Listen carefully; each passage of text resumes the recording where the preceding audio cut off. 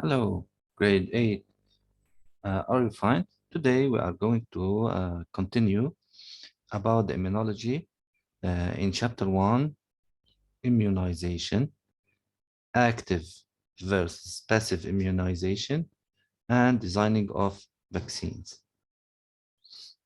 For note, immunization occurs when body becomes able to fight a disease against a disease by acquiring immunity against it. Such as influenza, for example, body uh, makes antibodies that are specific for this virus with time and be able to fight this kind of influenza. There are many types of influenza. For that, each season we have a new form, and so that. So immunization is the ability that the body have after construction antibodies against this agent, this infectious agent. Types of immunization. There are two types. Passive immunization, this the first one. Methods of acquisition include natural maternal antibodies, antitoxins, and immunoglobulins. Protection transferred from another person or animal. In passive immunization, um, we take out antibodies from another source, from out of the body. For example, include the natural maternal antibodies from mother to the fetus. Antitoxins, for example, in case of viper or from um, any every trouble like this, we take out antibodies from another source and we inject them into the injured or the patient. And immunoglobulins. Protection transferred from another person or animal. This is the ready-made immunity. Ready-made immunity, which means that it's not made in the body of the patient. While active immunization, this is the second type of immunization. Methods of acquisition include natural infection, vaccines, many types, and toxoids, relatively permanent. Look at the acquisition of passive and active immunity.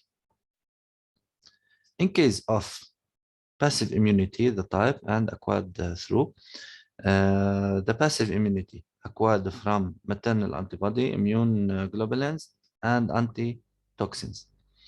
Active immunity, natural infection vaccines, attenuated organism inactivated, organisms purified microbial macromolecules, cloned microbial antigens, alone or in vector.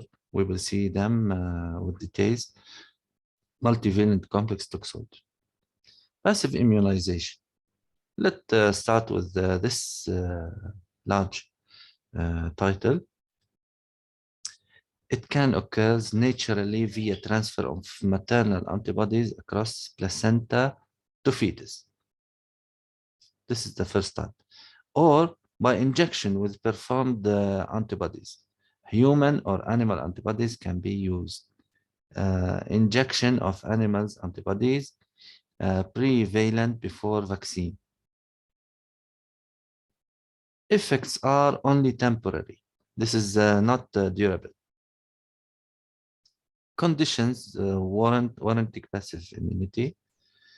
First, deficiency in the synthesis of antibody as a result of congenital or acquired B-cell defects.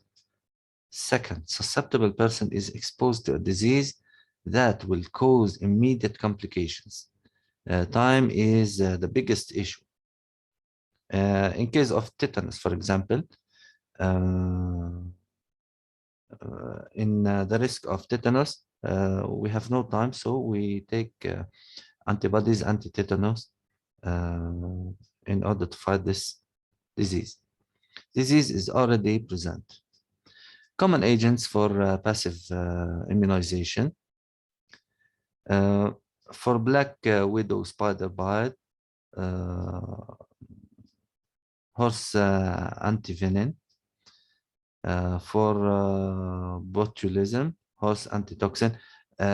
Look at the antibodies which are made in horse. Why in the horse, for example? Because we can take a large amount of blood from the horse, and um, the horse immune system can manufacture a large amount of antibody.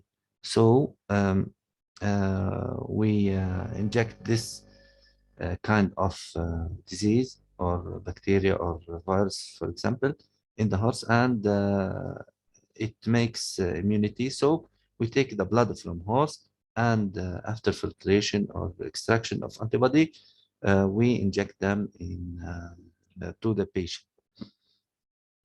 Hepatitis, measles are very different. The immune system and passive immunization. The transfer of antibodies will not trigger the immune system.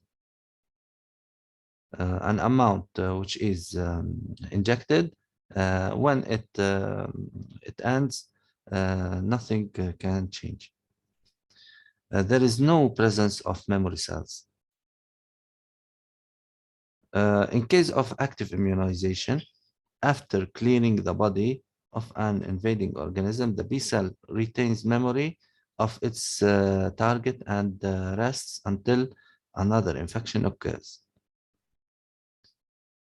Natural infection with microorganism or artificial acquisition, a vaccine.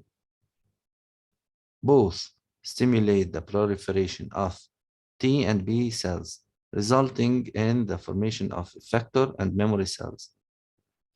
The formation of memory cells is the basis of the relatively permanent effects of vaccination, opposite to that of serotherapy or passive immunity, which is temporary. Principle underlying vaccination, concept of immunity, self versus non-self, antigen specificity, indicated by presence of effector cells, protection from infectious disease using above methods. What is the vaccination? Or an explanation of uh, of some cases that require vaccination: hepatitis B, diphtheria, tetanus. Look at the boosters. This is one for hepatitis in the first month, while and in the 2 month and the 12 month. For diphtheria, there are 5. Influenza type B, for example, for poliovirus, rotavirus, measles, mumps, varicella.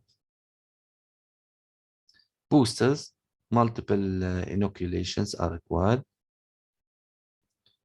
Interference of passive maternal antibodies. This is the end of our lesson. Thank you for watching, and goodbye.